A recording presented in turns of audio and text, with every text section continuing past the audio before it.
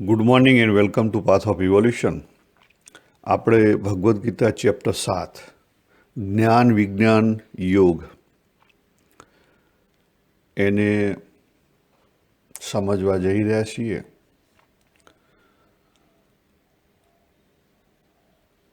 આગળ આપણે જોયું હતું કે ભગવાને પહેલા શ્લોકની અંદર કોણ સાધક છે એની શું પ્રી ક્વોલિફિકેશન હોય એની વાત કરી. બીજા શ્લોકની અંદર ભગવાને કીધું કે હું તને આજે વિજ્ઞાન સાથેનું જ્ઞાન કહેતા તત્વચિંતન અને તત્વબોધ થાય એવું જ્ઞાન કે જે તું પોતે પોતાના લાઈફના અનુભવ છે એમાંથી જાણી શકીશ અને અનુભવી શકીશ, અને એને લઈ તારો દ્રષ્ટિકોણ બદલાશે,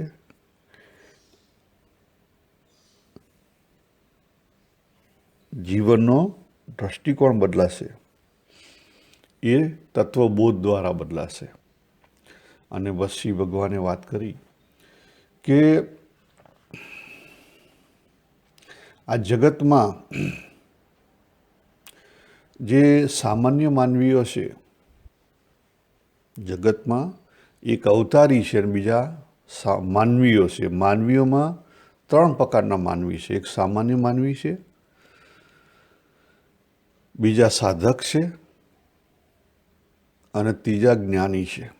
હવે જે સામાન્ય છે એમાં પણ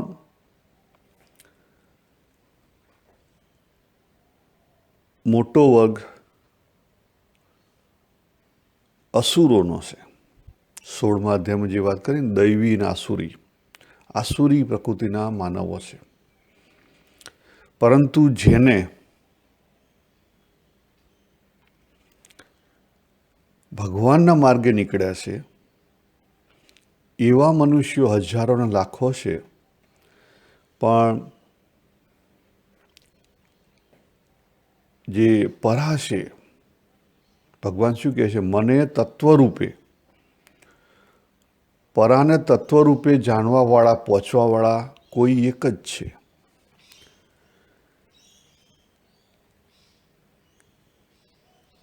કારણ કે આપણે જે કંઈ મેથડ ઉપયોગ કરીએ એમાં ફસાઈ ગઈએ. બીજી વસ્તુ કે આપણે કંઈક સકામ જોઈએ, કંઈક મેળવવાનું હોય, બરાબર, ઝડપી મેળવવું હોય, કંઈક કરીને મેળવવું હોય અને ઝડપી મેળવવું હોય. આ બે દ્રષ્ટિકોણને લઈ આપણે ભગવાન પાસે માગતા ફરીએ છીએ. અને આપણને દરેક ખબર છે કે આપણે દેવી દેવતાઓને માટે વધારે પડતું કરીએ છીએ. કેમ? એ આપણું અજ્ઞાન છે. આપણને ખબર છે કે દેવી દેવતાઓ ઝડપથી પસંદ થઈ અને આપણને ઝડપથી એ જે જોઈએ છે વરદાન એ આપશે. પણ આપણે વસ્તુ ભૂલી જોઈએ છીએ કે એ કાયમી નથી. કારણ કે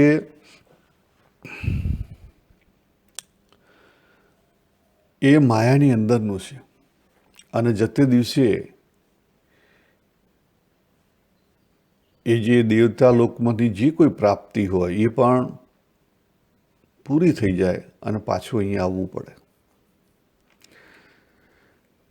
એટલે ભગવાન અહીંયા આપણને સાચું વિજ્ઞાન બતાવે છે. કયું સાચું વિજ્ઞાન?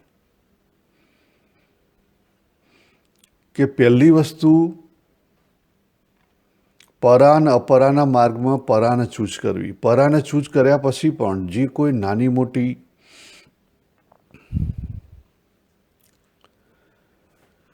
ઈચ્છાઓ છે,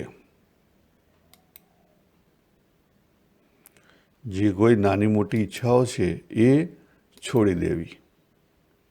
કારણ કે ઘણીવાર પરાના માર્ગે નીકળ્યા પછી પણ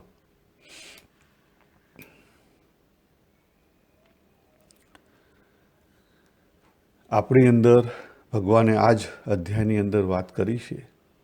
આર્ત અર્થાથી જિજ્ઞાસુ.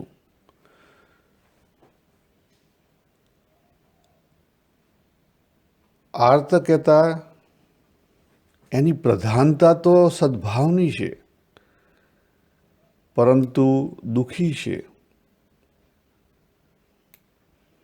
સદભાવી પરાપ્રધાન જીવ છે, પરંતુ કેવો છે? આર્ત કહેતા દુઃખી છે, દુઃખોથી, શરીરના દુઃખોથી. બરાબર. તો એને દૂર કરવાનો માટેની એની ઈચ્છા છે. કહેતા તમોગુણનો મોહ છે એનો. અર્થાર્થી તો સુખ સુવિધાની ઈચ્છાવાળો છે, કહેતા રજોગુણનો મોહ છે. અને જિજ્ઞાસુ કહેતા જ્ઞાન જાણવાનો મોહ છે, તત્વગુણનો મોહ છે. જો પોતાનું સ્વરૂપ સમજાયા પછી આ ત્રણ મોહ રહી જાય. ખ્યાલ? આપણી જે પ્રાપ્તિ છે ને, 3 સ્ટેપે પ્રાપ્તિ છે. પહેલી પ્રાપ્તિ પોતાનું સ્વરૂપ સમજાય એટલે દેહ પડી જાય, પછી જન્મ મરણ ટળી જાય.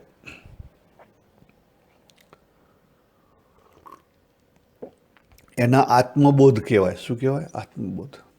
જો આત્મબોધ થાય એટલે જ્ઞાન સાથે વિજ્ઞાન આવ્યું. પોતાનું સ્વરૂપ પોતાના અનુભવમાંથી સમજાય. બરાબર. અને એની વેલ્યુ સિસ્ટમ એ પ્રમાણે ચેન્જ થાય તો એ જે સાધક છે એ વિદેહ મુક્તિને પામે.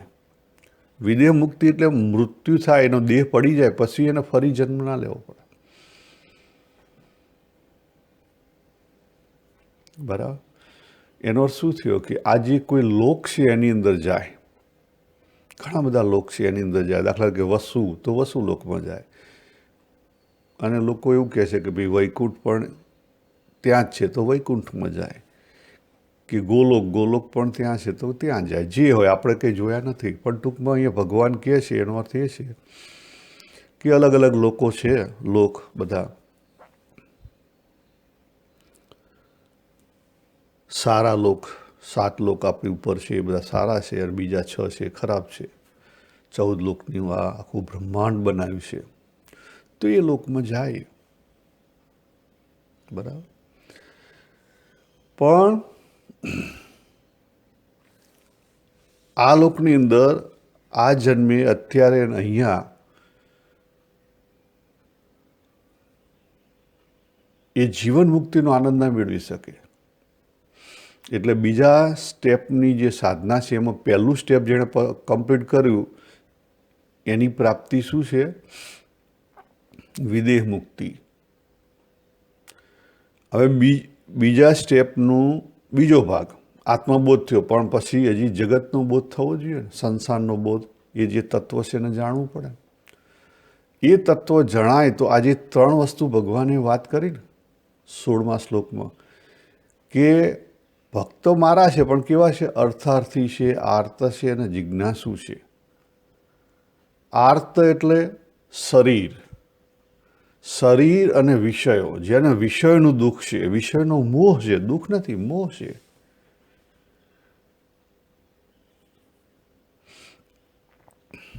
અર્થાર્થી જેને રજોગુણ, સુખ સુવિધાનો મોહ છે, કરવાનો મોહ છે.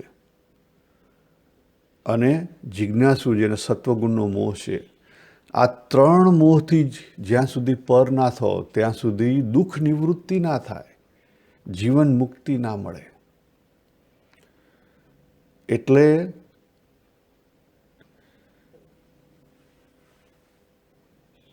ખાલી તમને આત્મબોધ થાય તો તમારું જે તનુ છે એ તનુ બદલાય, પણ તનુ કાયમી જતું ના રહે. તમારી આઈડેન્ટિટી એકની એક જ રહે.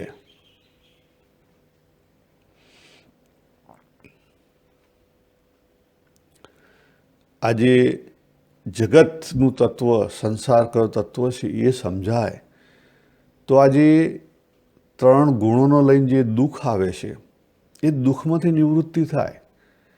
પણ આપણું જે હાલનું જે તનુ છે એ તો એનું એ રહે. ખ્યાલ આવે?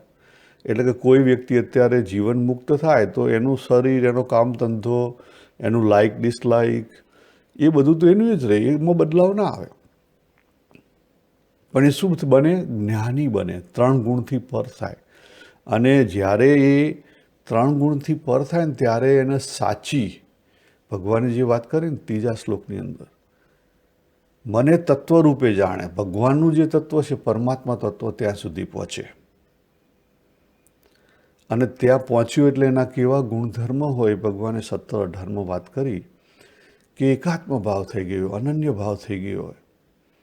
એ પછી ભગવાન ત્યાં કહેશે કે મારું સ્વરૂપ છે, મારાથી અભિન્ન છે. એની સ્થિતિ કેવી છે? સમ્યક સ્થિતિ છે, સાર્ધમ્યતાને પામી ગયેલો છે. કેવો છે? સાર્ધમ્યતાને પામી ગયેલો છે. તો એની ગતિ શું થાય? ઘણીવાર પ્રશ્ન એવો થાય, એની ગતિ દેહ પડી જાય પછી પરામાં ભળી જાય ને અપરા અપરામાં જાય. કારણ કે એણે કોઈ ઈચ્છા જ નથી રાખી આઈડેન્ટિટીની, તો આઈડેન્ટિટી ના રહે.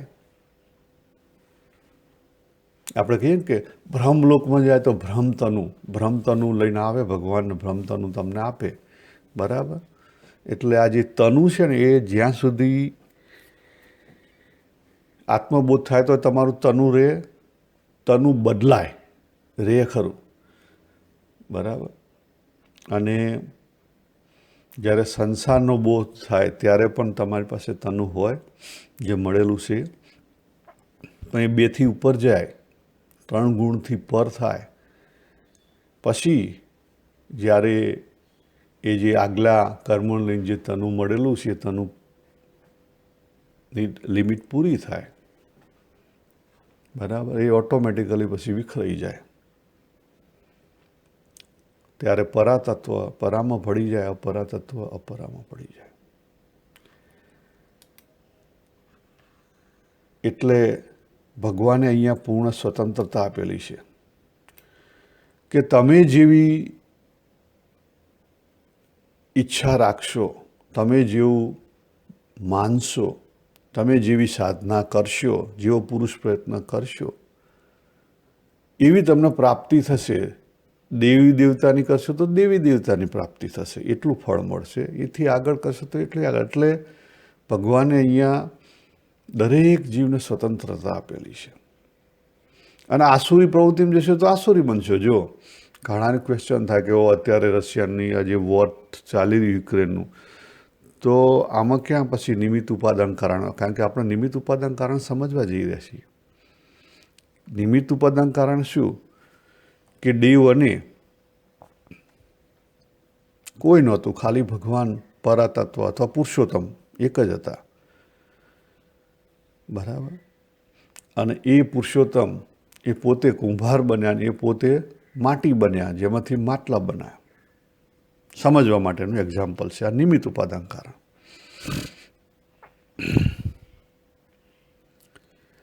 એટલે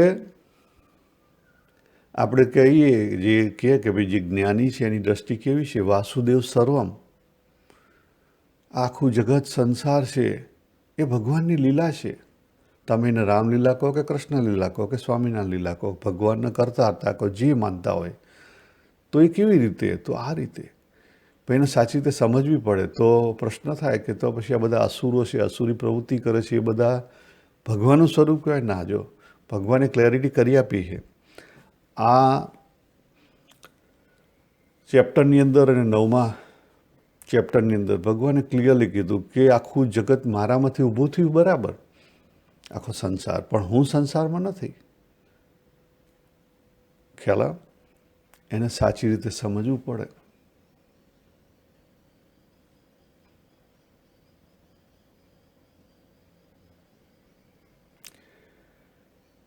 વેવ્સ છે પાણીમાંથી ઊભા થયા છે,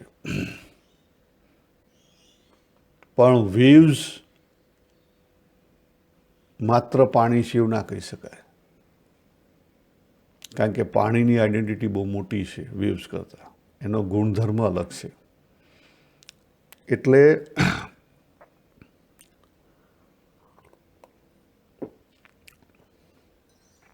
આ જે જીવ આવ્યો અને પછી એને પોતાનું સમષ્ટિમાંથી ભૂલો પડી અને જે વૈયક્તિકમાં ગયો અને ત્યાં એને પોતાના જે જે સ્વતંત્રતા મળી હતી એનો દુરુપયોગ કર્યો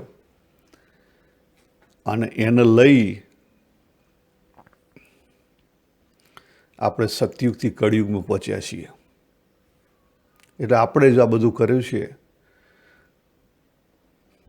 બરાબર. એટલે જે 7મા અધ્યાયનો 4, 5 અને 6 શ્લોક છે એના આપણે 3 દ્રષ્ટિકોણથી જોવાનો છે. એક નિમિત્ત ઉપાદાનના દ્રષ્ટિકોણથી, બીજો સમષ્ટિના દ્રષ્ટિકોણથી અને ત્રીજો વૈયક્તિકના દ્રષ્ટિકોણથી. સમષ્ટિ એટલે સંસાર, જે ભગવાને વાત કરી 13મા અધ્યાયમાં, ક્ષેત્ર અને ક્ષેત્રજ્ઞ, પુરુષ અને પ્રકૃતિમાંથી જે આ સંસાર ઊભો થયો, બરાબર. ભગવાન ત્યાં શું વાત કરી હતી કે દરેક ક્ષેત્રોની અંદર માત્ર એક જ ક્ષેત્રજ્ઞ છે, અંતિમ જાણનાર માત્ર એક જ છે. જો શબ્દ યાદ રાખજો, અંતિમ જાણનાર. કારણ કે આપણે અધૂરું પકડીએ છીએ ને પછી જાતે પ્રોબ્લેમ ઊભા કરીએ છીએ, અને એ ડાઉટ જ્યારે ઊભા થાય ત્યારે પછી આપણને પોતાને જ મુશ્કેલીમાં મૂકે. તો આપણે જોઈએ કે ભગવાન 4, 5 અને 6 શ્લોકની અંદર શું વાત કરે છે. ભૂમિ આપ અનલ વાયુ ખમ મનો બુદ્ધિ એવ ચ અહંકાર ઇતિ એમ મે ભિન્ના પ્રકૃતિ અષ્ટથા અપરાયમ ઇત તું અન્યામ પ્રકૃતિમ વિદ્ધિ મે પરામ જીવભૂતામ મહાબાહો યેદમ ધાર્યતે જગત. યેદમ ધાર્યતે જગત, આ બહુ જ અગત્યનો શબ્દ છે. ભગવાને આના એદમ ધાર્યતે જગત, બરાબર, એના બીજા શબ્દોમાં 13મા અધ્યાયમાં વાત કરી કે પ્રકૃતિ સ્થિત પુરુષે આ પ્રકૃતિને ધારણ કરી છે, અને પ્રકૃતિને ધારણ કરી છે માટે એના સુખ દુઃખનો એ ભોગતા છે, માટે એના સુખ દુઃખના અનુભવો થઈ રહ્યા છે.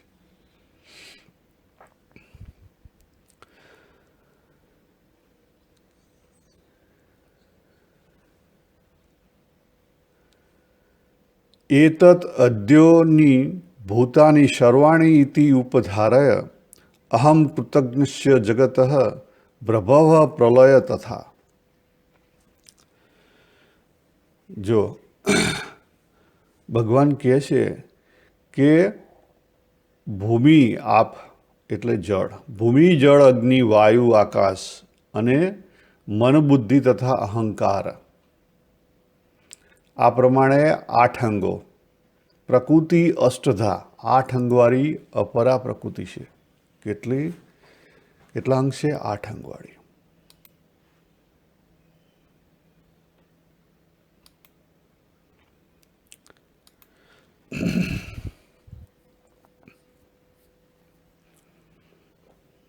અને પછી કહે છે મહાબાહો, એટલે અર્જુનની વાત કરે છે, અને અપરાથી ભિન્ન પરા પ્રકૃતિ છે. અપરાથી અન્યાય એટલે ભિન્ન, જેણે જીવરૂપે આ જગત ધારણ કરેલું છે. શું છે? જેણે જીવરૂપે આ જગત ધારણ કરેલું છે.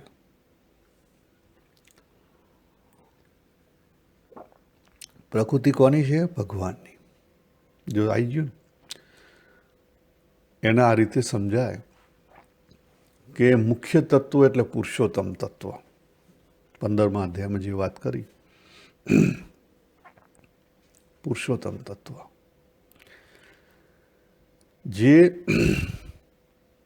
સગુણ સાકાર, સગુણ નિરાકાર, નિર્ગુણ નિરાકાર, બધાથી પર, અને ભગવાનને સગુણ સાકાર કહેવાય યશ, ભગવાનને સગુણ નિરાકાર કહેવાય યશ, ભગવાનને નિર્ગુણ નિરાકાર કહેવાય યશ, અને ભગવાનને એથી પર પણ કહેવાય યશ. તો એનો અર્થ શું થયો? ભગવાન બધું જ છે, વાસુદેવ સર્વમ. પણ કયા દ્રષ્ટિકોણથી એ સમજવાનું છે, કયા દ્રષ્ટિકોણથી એ સમજવાનું છે. એ કેમ સમજવાનું છે? કારણ કે ભગવાને વાત કરી કે સંસાર મારામાંથી ઊભો થયો, પણ હું સંસારમાં નથી, અથવા હું સંસાર નથી, બરાબર, એ સમજવા માટે. કેવી રીતે? એ અહીંયા આ જ અધ્યાયની અંદર ભગવાન પોતે સંસારના આધારરૂપ તત્વ અને પ્રકાશક કેવી રીતે છે, તન્માત્રા વ્યૂ. એ તન્માત્રા વ્યૂ આપણે આગળ સમજીશું, પણ અત્યારે આપણે જોઈએ કે પહેલી મૂવમેન્ટ થઈ શું થઈ? પુરુષોત્તમમાંથી. એટલે પુરુષોત્તમને આપણે બીજા દૃષ્ટિકોણથી સમજવું હોય તો સત્તત્વ કહી શકાય, સ્ટેટિક કોન્શિયસનેસ. બરાબર. પછી એ પુરુષોત્તમ શું બન્યા? કુંભાર બન્યા. એના અક્ષર કહી શકાય, પુરુષ કહી શકાય, કા પરા કહી શકાય. અહીંયા જે ભગવાને શબ્દ વાપર્યો, પરા વાપર્યો. અને માટી પણ પહેલાં નહોતી, તો માટલા શેમાંથી બને? એટલે એ પણ ભગવાન બન્યા. તો એને ક્ષર કહેવાય, પ્રકૃતિ કહેવાય અને અપરા કહેવાય. બરાબર. અને બીજા શબ્દોમાં જોઈએ તો શિવ અને શક્તિ બેનો ડાન્સ ચાલુ થયો, એમાંથી આખું જગત બન્યું. એટલે પુરુષોત્તમમાંથી પહેલી મૂવમેન્ટ થઈ, એમાં કુંભારને માટી કહેતા. અક્ષર અને અક્ષર બે તત્વ આવ્યા, પરા અને અપરા. આપણે સિમ્પલ લઈશું, પરા અને અપરા આ ચેપ્ટર પ્રમાણે. એ પુરુષ અને પ્રકૃતિમાંથી આખો સંસાર બન્યો. એટલે એણે ડાન્સ કર્યો, બીજી મૂવમેન્ટ થઈ અને આ સંસાર બન્યો. તો સંસાર બન્યો તો એનું મેનેજમેન્ટ તો મૂકવું પડે ને. એટલે કે મેનેજમેન્ટ માટે જે નિયતિ અને ઈશ્વર દેવકુટી જે બધું આવ્યું, બરાબર, એ ત્રીજું તત્વ ઈશ્વર તરીકે આવ્યું. જો 4 તત્વ છે, પુરુષોત્તમ, પછી પુરુષ કહેતા અક્ષર, બીજું, ત્રીજું પ્રકૃતિ, બરાબર, ચોથું તત્વ સંસાર બન્યોમાં મેનેજમેન્ટમાં ઈશ્વર આવ્યા, દેવકોટી. તો ઈશ્વર સાથે કોણ આવ્યું? માયા. તો માયા એ શું છે? પ્રકૃતિ. પ્રકૃતિમાંથી જે ડિફોર્મેશન ઊભું થયું, વિકારી પ્રકૃતિ. પ્રકૃતિમાં કોઈ વિકાર નથી, બરાબર. ઈશ્વર સાથે જે જોડાણી માયા, એ વિકાર માટે કારણભૂત છે, બરાબર. અને એણે આખો સંસાર છે એને ધારણ કરી રાખેલો છે. સંસારમાં આપણને જે કંઈ દેખાય છે એના કારણે દેખાય છે, ચિત્ર વિચિત્ર બધી વસ્તુ. અને એનું મૂળ પ્રકાશક કોણ છે? પુરુષ. અને એનો આધાર પુરુષોત્તમ. એટલે જે પરાતત્વ છે, સચ્ચિત આનંદ તત્વ, એ ઈશ્વરમય છે, પુરુષમય છે અને પુરુષોત્તમમય છે, બરાબર. સજાતીય. એટલા માટે એને શું કહેવાય? સજાતીય. હવે કોસ્મિક તો બની ગયું, પણ એમાં જે ચરાચર જગત બન્યું, બરાબર, એ ચરાચર જગતમાં આપણે મનુષ્યો આવ્યા. હવે મનુષ્યમાં અવતારી આવ્યા, ચેતન મનુષ્ય, બરાબર. એને એક બાજુ કરી નાખો. તો પછી સામાન્ય માનવીઓ આવ્યા. સામાન્ય માનવીના 2 ભાગ કરો, એક સામાન્ય માનવી અને બીજો આસુરી જીવો, બરાબર. પછી સાધક અને જ્ઞાની. તો આ બધા જે છે, આસુરી જીવ હોય કે દૈવી જીવ હોય કે સાધક હોય કે જ્ઞાની હોય, એ બધા આપણે કેમાં આવ્યા? જીવ તરીકે આવ્યા. હવે અવતારી પણ આ મૃત્યુલોકમાં આવે તો એને આ જે મૃત્યુલોકનું શરીર છે તનું, એ ધારણ કરવું પડે. એટલે આપણે જીવ તરીકે આવ્યા અને એણે પ્રકૃતિ ધારણ કરેલી છે. અને એ પ્રકૃતિ ધારણમાં શું થયું એના આપણે જોઈએ કે એવું કહી શકાય કે ડે 1 તો આપણે પ્યોર હતા. શાના માટે આવ્યા હતા? આનંદ માટે, સહજાનંદ માટે આવ્યા હતા, કોઈ બીજું કારણ નહોતું. પણ અજ્ઞાન ઊભું થયું. શાના લઈને અજ્ઞાન ઊભું થયું? મોહને લઈને. આ જગત જે દેખાવા માંડ્યું અને લાગ્યું કે ઓ મારાથી તું અલગ છે, તારાથી પેલો અલગ છે, પેલાથી પેલો અલગ છે, એ સારો દેખાય છે, રૂપાળો દેખાય છે, બળવાન છે, મારે એને હરાવવો છે, લેવું છે, કરવું છે, મૂકવું છે, ચાલુ થઈ ગયું. એટલે આપણે જે દેહરૂપ દેહને પોતાનો માન્યો અને પછી દેહ સંબંધી પદાર્થો માટેની જે વાસના ઊભી થઈ અને દેહના સંબંધીઓ માટેની જે મમતા ઊભી થઈ, એને લઈને આપણે આપણું જગત ઊભું કર્યું. જો સ્પિરિચ્યુઆલિટી પોતાની ઉપર લગાડવાની છે, આ રીતે આપણે આખું આપણું પોતાનું જગત ઊભું કર્યું.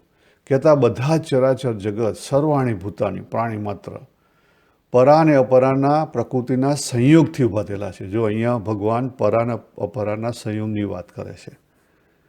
બરાબર, આ સમજવાનું છે. અને આ જગતની ઉત્પત્તિ પ્રલય એ પરમાત્મા તત્વને આધીન છે. કોને છે આધીન? એ કરતા હરતા એ છે. તો આ વસ્તુ ના સમજાય તો આ 5 ભેદ છે, જીવ, ઈશ્વર, માયા, ભ્રમ, અજ્ઞતા, અક્ષર ભ્રમ અને પુરુષોત્તમ, આ 5 ભેદ સમજાય નહીં. આપણા શાસ્ત્રોની અંદર કેટલીક જગ્યાએ 3 ભેદથી સમજાવવામાં આવ્યું છે કે જીવ જગતના ઈશ્વર.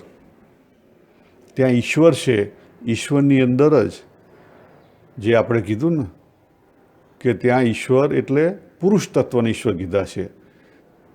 ત્યાં આપણે જે દેવકોટી ઈશ્વર કીધા છે એની વાત નથી કરતા. પુરુષના સ્ટેન્ડિંગ પોઈન્ટથી ઈશ્વરને કીધેલા છે. એટલે ઉપનિષદોમાં જે બ્રહ્મણની વાત કરી છે, એટલે એ બ્રહ્મણ એટલે કોણ? તો જ્યારે 3 તત્વની વાત કરે એટલે ઈશ્વર તત્વ જે આપણે અત્યારે લઈએ છીએ 5 તત્વમાં, એ તત્વ ડિઝોલ્વ થઈ જાય માયાની અંદર. બરાબર, અને પુરુષોત્તમ પણ ડિઝોલ્વ થઈ જાય. એટલે તમે જો કથા ઉપનિષદ છે એમાં અવ્યક્ત એટલે માયાની વાત કરી છે, અને પછી પુરુષની વાત કરી છે. એટલે પુરુષ એટલે અલ્ટિમેટ તત્વ. અલ્ટિમેટ તમે એના સુધી જાણી શકો, એનાથી પર કોઈ જાણી ના શકે. તો પુરુષોત્તમ સમજાવવા માટે આ બધી વસ્તુ મૂકવામાં આવેલી છે. અહીંયા જે ભગવાને વાત કરેલી ને, જિજ્ઞાસુ જે હોય સાધકો, એની ખુજલી ઓછી કરવા માટે વસ્તુ મૂકેલી છે. આપણે એમાં બહુ પડવાની જરૂર નથી, કારણ કે તમે બહુ પડશો ને તો પકડી જશો. ખ્યાલ આવે? જાણવાનું શું છે? તો જો જાણવાનું એ છે કે આમાં આધારરૂપ અને પ્રકાશક રૂપ તત્વ કયું છે, આ જાણવાનું છે. જે ભગવાને 13મા અધ્યાયમાં વાત કરી. જાણવા યોગ્ય તત્વ એક જ છે અને એ છે. બીજું શું જાણવાનું છે? જ્ઞાન સાથે વિજ્ઞાનની કઈ વાત કરી? તો આ અધ્યાયની અંદર ભગવાન એ કહે છે કે જે જાણવા યોગ્ય તત્વ છે એને કઈ રીતે જણાશે? એને 100% ડિવોશનથી જણાશે, કહેતા અનન્ય ભાવની ભક્તિથી એ જાણી શકાશે.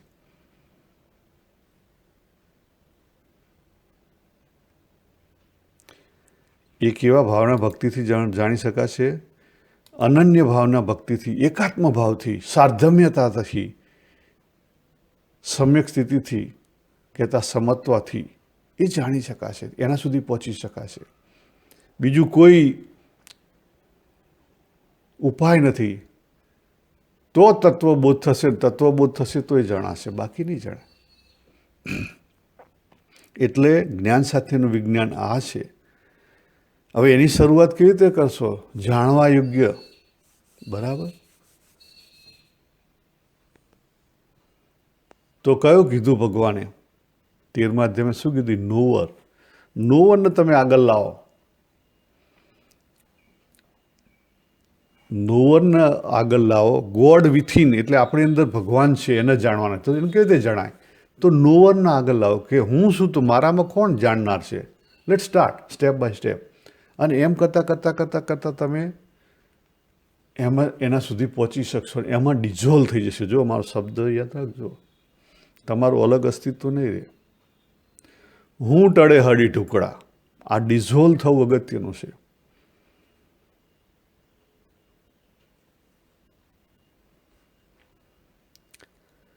આ ડિઝોલ્વ થવું અગત્યનું છે. તો આપણે જોયું કે ભગવાનનો જે સ્ટેન્ડિંગ પોઈન્ટ છે ભગવાનના સ્ટેન્ડિંગ પોઈન્ટથી આ જગત શું છે? નિમિત્ત ઉપાદાન કારણથી ઊભું થયેલું છે.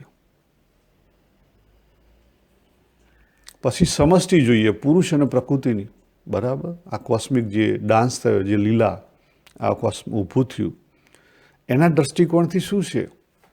આ જે સંસાર છે, સમષ્ટિ છે, એ વહેતો પ્રવાહ છે, સહજાનંદ માટેનો છે. એને કંઈ લેવા દેવા નથી. એને લાગે છે કાર્યકારણ, પણ એ કાર્યકારણ નથી. એની ઉત્પત્તિ, સ્થિતિ અને પ્રલય ભગવાને અહીંયા જ વાત કરી, આ 6 શ્લોકની અંદર. એ ભગવાન કંટ્રોલ કરી રહ્યા છે, એટલે આપણે એની ચિંતા કરવાની જરૂર નથી.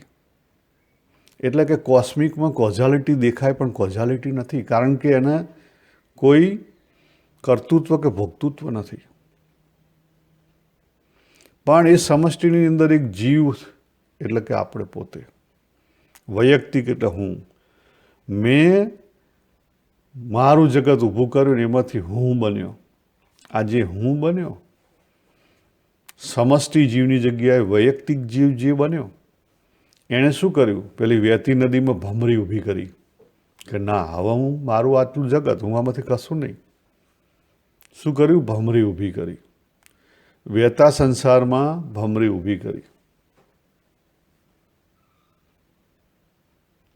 અને જેને ભમરી ઊભી કરે શું થાય? અંદર ખોવાઈ જાય ને, એટલે પછી માયામાં ખોવાઈ ગયો. માયામાં ખોવાઈ ગયો એટલે પોતાનું જગત ઊભું કર્યું, હું ને મારું. જીવ ભાવ, બરાબર? કામના, મમતા, નહંતા. જો દેહ સાથે, દેહના પદાર્થો માટે આપણી પાસે કામના છે, દેહના સંબંધીઓ માટે મમતા છે, અને દેહ સાથે પણ આપણી મમતા છે. જો દેહ સાથે કેટલું વળગણ વળગેલું છે, અને પછી દેહ સાથે આપણી અહંતા છે. આ બધી દેહ સાથે છે. હવે દેહથી જ્યારે દેહાત્મ અભિમાનથી છૂટવા માટે ઓછું થાય એટલા માટે આપણા શાસ્ત્રોએ, ઋષિમુનિઓએ સમજાવવા પ્રયત્ન કર્યો કે ભાઈ, તું જો દેહ નથી, તું જીવ છે. તું શું છે? જીવ છે. ત્યાં શાસ્ત્રો આપણને જીવન કહેવા માગતા હતા, પણ આપણે જીવન સમજી ના શકીએ એટલા માટે જીવ છે એમ સમજાવવાનો પ્રયત્ન કર્યો. કેવી રીતે જીવ? તારો આગલો જન્મ હતો, તારો આ જન્મ છે, તું સારા ખરાબ કર્મો કરી છે પ્રમાણે તારો બીજો જન્મ થશે, બરાબર? તો શું છે? જીવન છે. કોમન નાઉન છે, કોમન છે, સર્વનામ છે. એ જીવ એ ઇન્ડિવિડ્યુઅલ નથી, પર્સનલ છે, બાબુ તરીકે છે ના. તો બાબુ જીવ કહેવાય, શિલ્પાએ જીવ કહેવાય, સંજય જીવ કહેવાય, ભાવેશ જીવ કહેવાય. એ કોમન નાઉન છે. એટલે ખરેખર તો એ જીવન છે, પણ સમજાવવા માટે એને જીવ કીધો, બરાબર? એટલે એ જે જીવ છે, એ જીવ માન્યો એટલે આપણે શું ફસવાના? જીવ માન્યો એટલે સારા કર્મ, ખરાબ કર્મ, સ્વર્ગ, આ જન્મ, આગલો જન્મ, પાછલો જન્મ, 7 જન્મની હિસ્ટ્રી કહું, આ બધામાં આપણે ફસાઈ ગયા. પણ એ ઋષિમુનિઓ આપણને સમજાવવા શું માગતા હતા? એ સમજાવવા માગતા હતા કે તું જો, તું દેહ નથી, બરાબર? તો જીવે પહોંચ્યા, પણ તું જીવ પણ નથી. તું જો, તું તો અમર છે, આત્મા છે. તું તો અમર છે, આત્મા છે, આનંદ સ્વરૂપ, સુખ સ્વરૂપ છે. પણ જે ફસાઈ ગયા મેથડમાં કે હું જીવ છું, જેણે સગા સંબંધીઓના આ લોકમાં જેણે વધારે મમતા કરી જીવ તરીકે, એણે પોતાના કર્મો ઊભા કરીને ફરી આ લોકમાં આવશે. જે સારા કર્મો કરીને બીજા લોકમાં જવા માંગે છે, બીજા લોકમાં જશે, પણ ફરી તો પાછા જ આવશે. કારણ કે એ કેવી છે? સકામ સાધના છે. પછી આ લોકનું માગો કે સ્વર્ગનું માગો, પણ સકામ સાધના છે. એટલે આપણે જે દેહાત્મ અભિમાન છે એ અજ્ઞાનરૂપી છે, બરાબર? એમાંથી છૂટવાનું છે. અને જીવાત્મ ભાવ છે આપણો, જે ભ્રાંતિ છે, ઇલ્યુઝન છે, મોહ છે, એમાંથી છૂટવાનું છે. ત્યારે આપણે સાચા સાધક અને ત્યારે જ્ઞાની બનાય. ત્યારે શું થાય? જ્ઞાની બનાય. અને ત્યાં સુધી આપણે વૈયક્તિકમાં છીએ. વૈયક્તિક એટલે કોણ?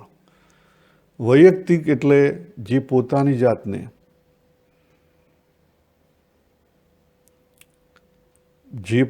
જાતને જીવ માની કા દેહ માની, દેહ માને કા જીવ માને, બેમાંથી એક વસ્તુ માનવી પડે.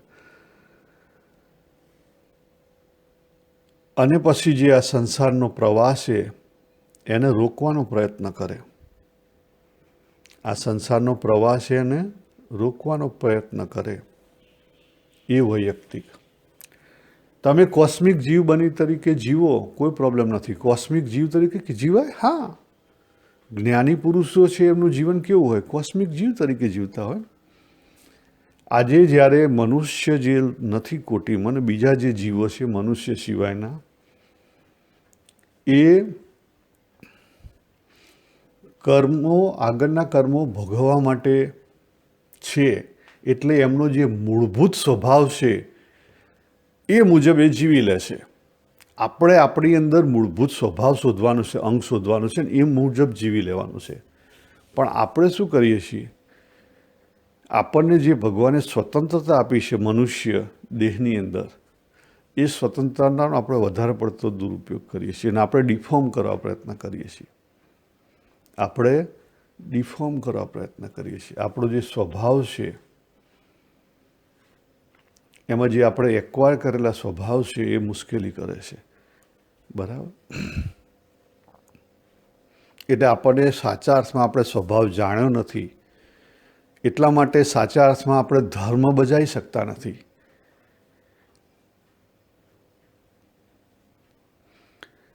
તો ધર્મ એટલે કયો? એવો પ્રશ્ન થાય ને.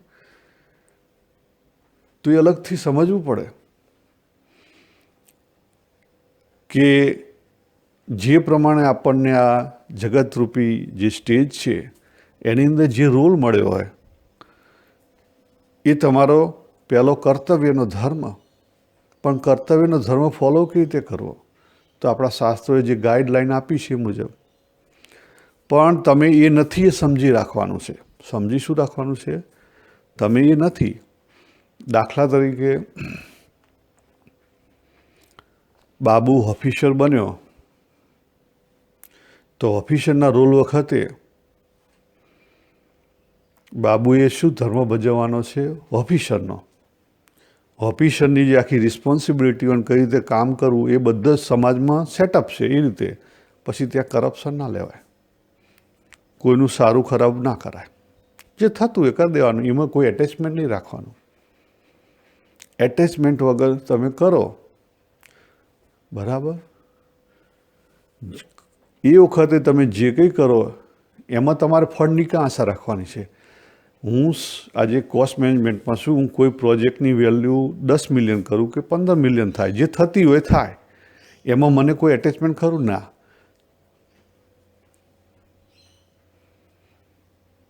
એમાં કોઈની ફેવર નથી કરવાની, જે હોય આપણે પ્રેઝન્ટ કરવાનું છે. તો જેમ છે તેમ તમે જો તમારું કર્તવ્ય બજાવી દો તો શું થાય? પહેલી વસ્તુ, જે આગળના કર્મો છે એ એક્ઝોસ્ટ થાય. પહેલી વસ્તુ કઈ રીતે એક્ઝોસ્ટ થયા? તો તમારું જે એટેચમેન્ટ છે ને ઓછું થાય આ લોકમાંથી ધીરે ધીરે, કે ભાઈ મારી જોબ છે, મારે કરવાની છે, ડેટ્સ ઓલ ફિનિશ. તો આ રીતે આપણા જે કોઈ બધા રોલ છે એ ભજવતા જઈએ ને પછી સાચું સમજાય કે સાચો મારો ધર્મ કયો છે, સાચો મારો રોલ કયો છે. અને આપણને સમજાય કે ભાઈ હું તો દેહ નથી, આ જીવ વચ્ચે ખોટું આવીને ઊભું રહેલું, બરાબર? અને આત્મભાવ શું, આત્મા શું, એટલી વસ્તુ પણ જો સમજાય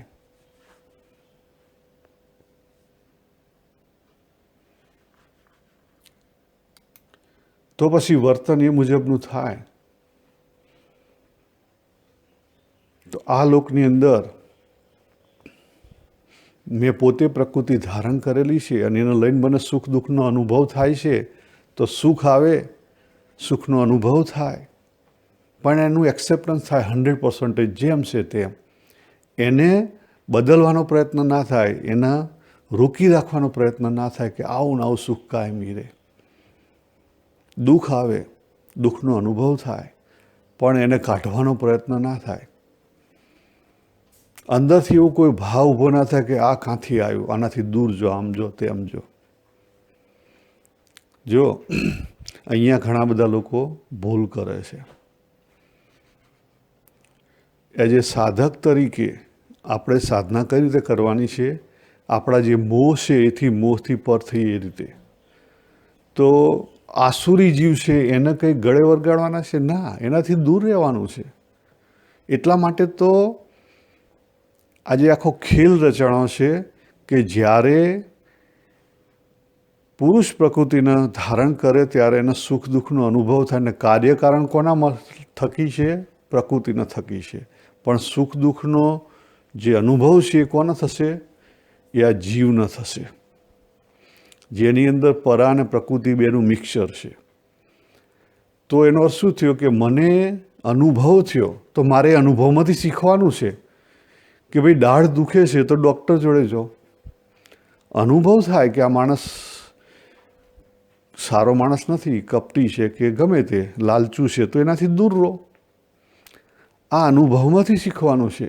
અને પછી પણ દ્વેષ નહીં કરો. જો દૂર રહો પણ દ્વેષ નહીં કરો, આ શીખવાનું છે. આપણે દ્વેષ કરવા માંડીએ છીએ, દ્વેષ નથી કરવાનો. આપણે કોઈની સાથે રાગ કે દ્વેષ નથી કરવાના. સુખ દુઃખનો અનુભવ થાય એનો અર્થ એ નથી કે તમે રાગ અને દ્વેષ ચાલુ કરો. ના, રાગ અને દ્વેષ ચાલુ નથી કરવાના. રાગ અને દ્વેષ ચાલુ કરશો તો ગયા. એટલે અગત્યનું આ છે.